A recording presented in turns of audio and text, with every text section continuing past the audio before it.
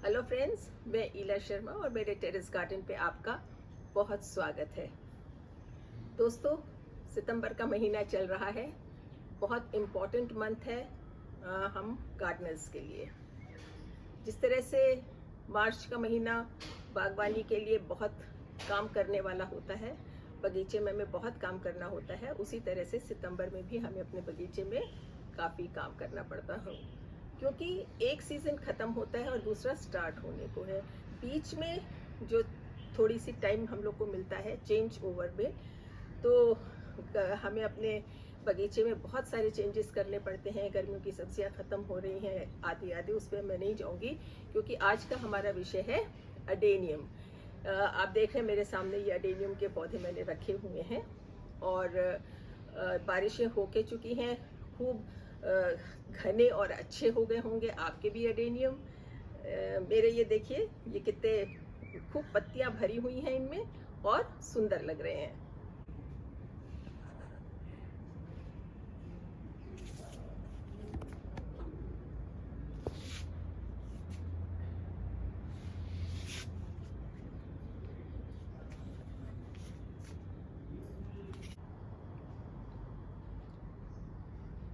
तो आइए बात करते हैं कि अब हमको इसमें फूल कैसे लेने हैं। फूल हमको मिल जाएंगे अगर अभी से हम इसका ट्रीटमेंट ठीक से देंगे अक्टूबर में, और फिर नवंबर तक में आपको इसमें से फूल मिल सकते हैं। जैसे मैंने अभी आपको बताया कि बारिशों में खूब घनी हो गई हैं पत्तियां, बहुत ज़्यादा हो गया है फॉलिएज। और ये देखिए टहनियाँ भी खूब बड़ी बड़ी हो गई हैं, है ना। आपके में भी ऐसे हो गए होंगे। ये टहनियाँ देखिए कितनी बड़ी बड़ी जा रही हैं, ये सामने भी ये देखिए कितनी बड़ी हो गई है। तो आज हम वीडियो में कवर करेंगे इनकी प्रूनिंग, इनका ट्रीटमेंट, प्रूनिंग के बाद क्या करना है, और इनकी सबसे इम्पोर्टेंट जो है मैन्योरिंग, वाटरिंग और प्लेसमेंट। और वीडियो फिर दोस्तों अंत तक ज़रूर देखिएगा, कहीं कोई पॉइंट आपका मिस ना हो जाए, जिससे कि आपके फूल अक्टूबर नवंबर तक ना निकल सके और आप उन्हें एंजॉय न कर सकें।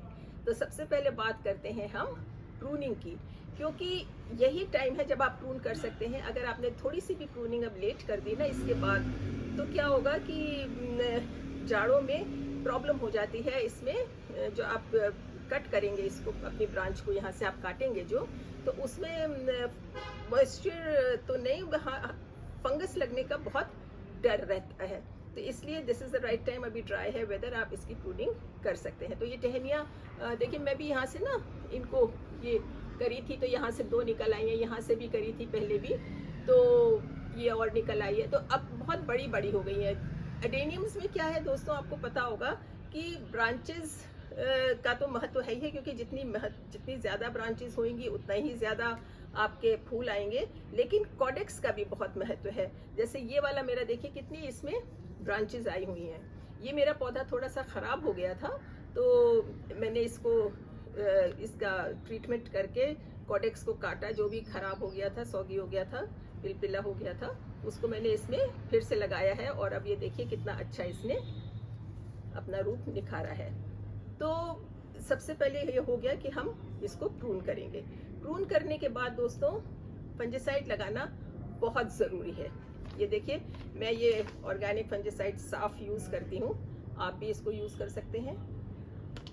अब चूंकि बारिश ख़त्म होके चुकी है, बारिशों में हमने पानी नहीं दिया था, लेकिन अब ड्राई स्पेल शुरू हो गया है, तो हमको कम से कम हफ्ते में 2 बार इसमें पानी देना है। अडेनियम का सबसे बड़ा दुश्मन कौन है? फंगस।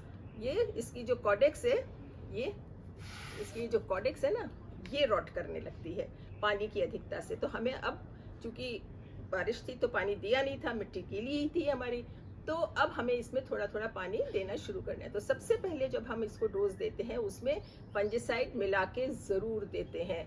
आप उसकी डोजेज नोट कर सकते हैं। दैट इज़ तकरीबन 2-3 ग्राम 1 लीटर पानी में डाल के आप रूट जोन में दीजिए, सॉइल में दे दीजिए, और दूसरा उसको स्प्रे भी करिए। जब आप प्रून करते हैं तो उसमें थोड़ा सा लगाइए भी और स्प्रे भी करिए अपने प्लांट के ऊपर। एक ये ट्रीटमेंट आपका प्रूनिंग का हो गया।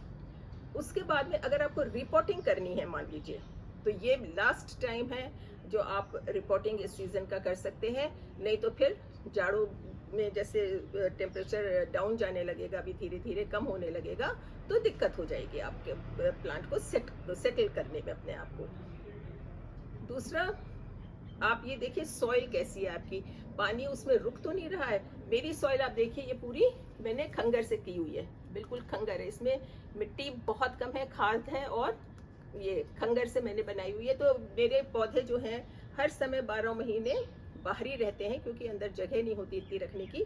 और जिन्होंने अंदर रखे हैं, प्लीज़ अब अपने पौधे बाहर निकाल लीजिए, उनको खुली हवा में रखिए, धूप लगने दीजिए उनको, जिससे कि वो भी खूब अच्छी तरह फ्लरिश करने लगे और उनमें बढ़वार पकड़ने लगे। बढ़वार पकड़ने देने के लिए अब हमें क्या करना है? फीडिंग, हमें उसको खुराक देनी है, जिससे कि वो अच्छी तरह न्यूट्रिशन पाएँ और बढ़ें। तो न्यूट्रिशन के लिए दोस्तों, जड़ें मजबूत होनी चाहिए सबसे पहले, उन्हीं की मार्फत से खुराक ऊपर जाएगी। तो इसमें हम देंगे बोन मील और नीम खली। मैं इसका एक लिक्विड टी बना लेती हूँ और उसको डालती हूँ। आप नीम खली और बोन मील मिक्स करके 1-1 किलो 5 लीटर पानी में भिगो दीजिए, और ये आपका हफ्ते भर में तैयार हो जाता है। और उसके बाद में उसमें डाइल्यूट करिए लाइट टी कलर तक का, जब तक कि पानी इतना हल्का रंग ना हो जाए कि जैसे हम लोग ग्रीन टी पीते हैं उस तरह से। फिर आप उसको अपने पौधों में डाल दीजिए, तो इस तरह से उसको न्यूट्रिशन मिलेगा। एक न्यूट्रिशन फिर हम देंगे, अब फीडिंग हमको जल्दी जल्दी देनी है, क्योंकि हमको फूल चाहिए और समय है हमारे पास बहुत कम, सिर्फ 2 महीने का। तो हर हफ्ते हमको इसको फीड देना है। दूसरा, अब चूंकि बारिशों में इसकी जितनी भी न्यूट्रिशन थी वो ड्रेन आउट हो जाती है, तो अब इसमें एक माइक्रो न्यूट्रिएंट हमको ज़रूर ऐड करना है, जो मैं ऐड करती हूँ ये बायोवीटा। अब मैं बायोवीटा करती हूँ, ये लिक्विड फॉर्म में आता है।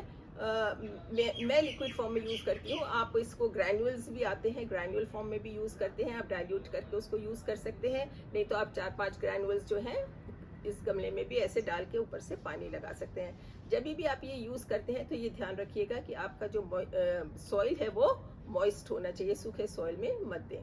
थोड़ा सॉइल मॉइस्ट हो, ऊपर से स्प्रिंकल कर दीजिए गमले के किनारे किनारे। और never give dry this thing manure near the root zone, तने के पास कभी भी उसको मत दीजिए, गमले के किनारे किनारे दीजिए और पानी लगा दीजिए, तो वो अपने आप धीरे धीरे उसमें जाता रहेगा। इस समय आपको ध्यान रखना है कि आपको नाइट्रोजनस कोई भी मैन्योर इसमें नहीं डालनी है, कोई भी, जैसे गोबर की खाद है, वर्मी कंपोस्ट है, या आपकी होममेड कंपोस्ट है, जिसमें भी नाइट्रोजन ज़्यादा है वो नहीं डालना है, क्योंकि अब हमें पत्तियां बिल्कुल भी नहीं चाहिए ना, हमें तो क्या चाहिए? फूल, और फूलों के लिए हमें चाहिए फॉस्फोरस एंड पोटैश। तो उसके लिए मैं क्या डालती हूँ? केले के छिलके और अनियन, प्याज के छिलकों का जो हम लोग भिगो के पानी में 2-3 दिन उसको बनाते हैं, उसको अक्सर मैं मिक्सी में भी चर्न कर लेती हूँ। तो चर्न करके फिर डाइल्यूट करके और अपने सब पौधों में हर हफ्ते उसको हम डाल लेते हैं, जिससे कि उसमें कलियां बननी शुरू हो जाएं।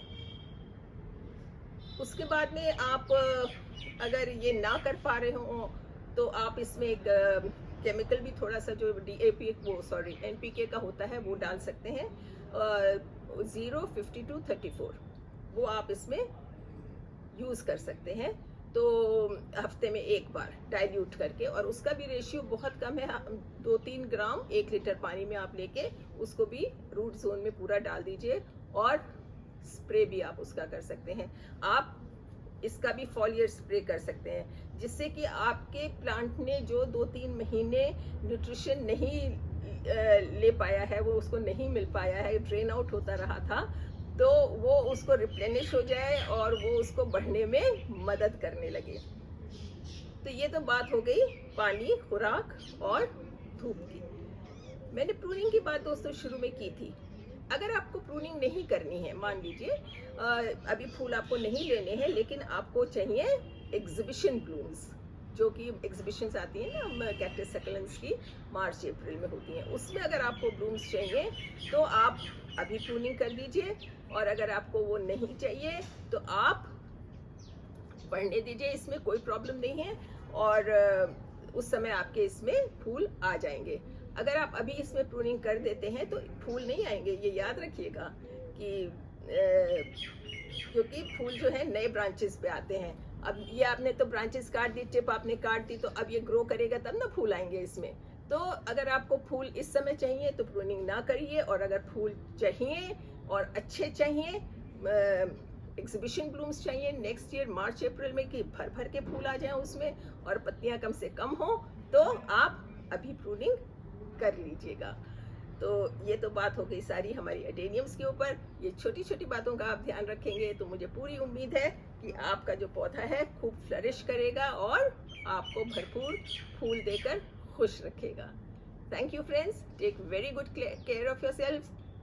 वीडियो पसंद आया हो तो लाइक करिएगा, शेयर करिएगा और चैनल को सब्सक्राइब करना तो बिल्कुल भी मत भूलिएगा। Thank you, good day.